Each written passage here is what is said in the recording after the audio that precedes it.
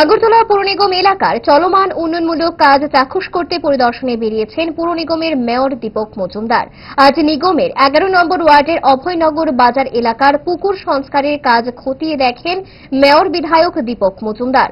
স্থানীয় কর্পোরেটর সহ পৌর নিগমের আধিকারিকদের সঙ্গে নিয়ে পুকুর সংস্কারের কাজ ঘুরে দেখেছেন মেয়র। অতি শীঘ্রই সংস্কারের কাজ সম্পূর্ণ হয়ে যাবে এমনটাই জানালেন মেয়র বিধায়ক দীপক মজুমদার।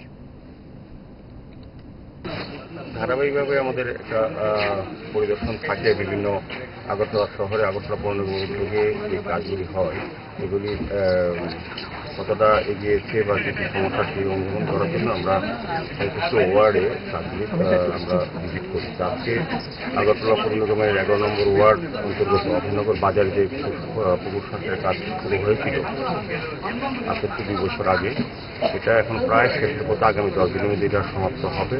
মাননীয় মুখ্যমন্ত্রীর হাত ধরে এটা আনুষ্ঠানিকভাবে এই মাসেই আমরা যাতে উদ্বোধন করা হয়, এই এলাকার জনগণ বা শহরবাসী যাতে এটা ব্যবহার করতে পারে সেই জন্য উন্মুক্ত করে দেওয়ার ব্যবস্থা করা হচ্ছে। সেই হিসেবে আজকে আমরা ভিজিটে এসেছি।